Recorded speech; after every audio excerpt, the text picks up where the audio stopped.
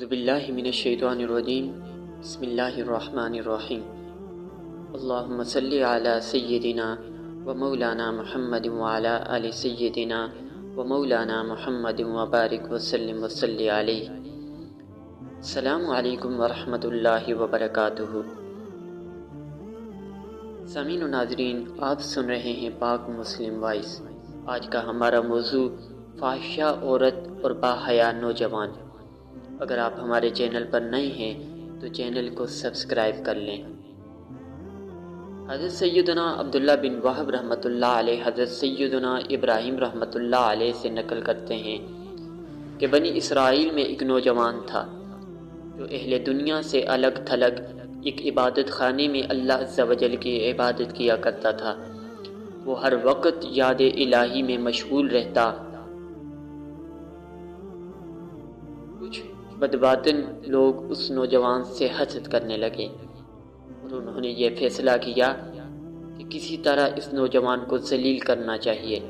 بہرحال حاسدین کی وہ جماعت ہر وقت اس عابد اور زاہد نوجوان کو ذلیل کرنے کی فکر میں لگے رہتے۔ بالآخر ان کے گندے ذہنوں میں یہ خیال آیا کہ فلاں عورت جو بہت زیادہ حسین و جمیل اور فاحشہ ہے، اس کو لالچ دے کر اس بات پر راضی کیا جائے کہ وہ اس عابد نوجوان کو اپنے فتنے میں مبتلا کرے۔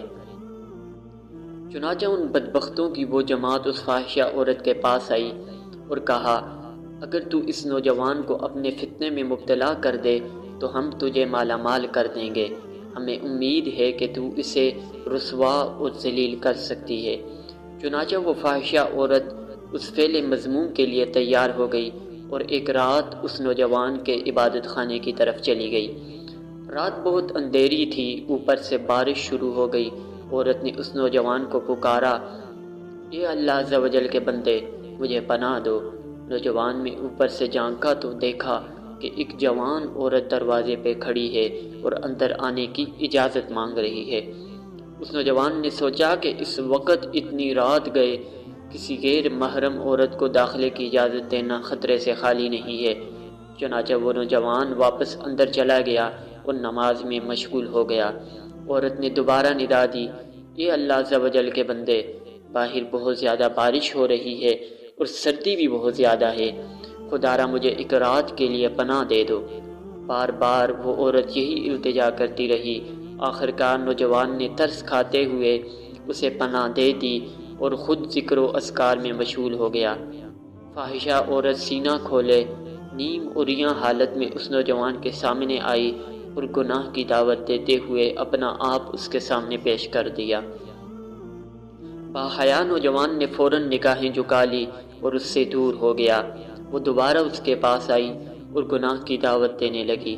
نوجوان نے کہا کہ اللہ کی قسم، میں ہرگز یہ گناہ نہیں کروں گا جب تک میں آزما نہ لوں کہ اگر میرا نفس گناہ کرے تو کیا وہ اس گناہ کے بدلے جہنم کی آگ برداشت کر لے گا۔ پھر وہ نوجوان جلتے ہوئے چراغ کی طرف بڑھا اور اپنی انگلی اس پر رکھ دی یہاں تک کہ انگلی جل گئی۔ پھر وہ عبادت میں مشغول ہو گیا۔ فاحشہ عورت نے قریب آ کر پھر اسے گناہ کی دعوت دی تو نوجوان نے اپنی دوسری انگلی جلا ڈالی۔ اسی طرح وہ فاحشہ عورت بار بار اسے گناہ کی دعوت دیتی رہی اور نوجوان اپنی انگلیاں جلاتا رہا۔ بالآخر اس پاک دامن متقی اور پرہیزگار نوجوان نے اپنی ساری انگلیاں جلا ڈالی، لیکن غیر محرم عورت کی طرف نظر اٹھا کر بھی نہ دیکھا اور اپنی عزت کی حفاظت کرتا رہا۔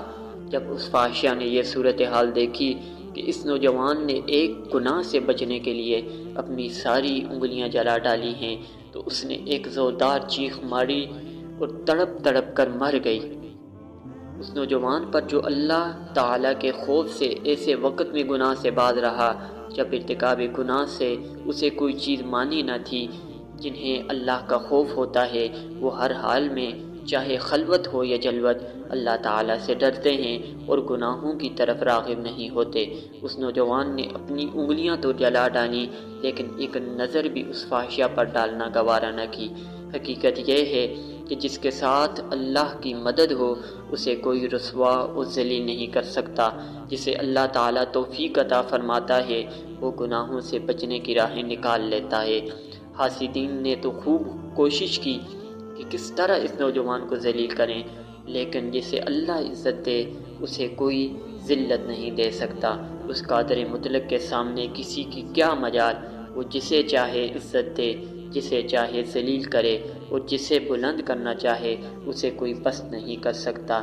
اس واقعے سے ہمیں یہ سبق ملتا ہے کہ ہمیں ہر حال میں اللہ تعالیٰ نے جو قانون ہمارے لیے بنائے ہیں ان میں رہ کر قانون کی پاسداری کرنی چاہیے اور فاحشہ کاموں سے بچنا چاہیے، جس طرح اس نوجوان نے اپنے ہاتھ تو جلا ڈالے لیکن اس فاحشہ عورت کی طرف نہیں دیکھا۔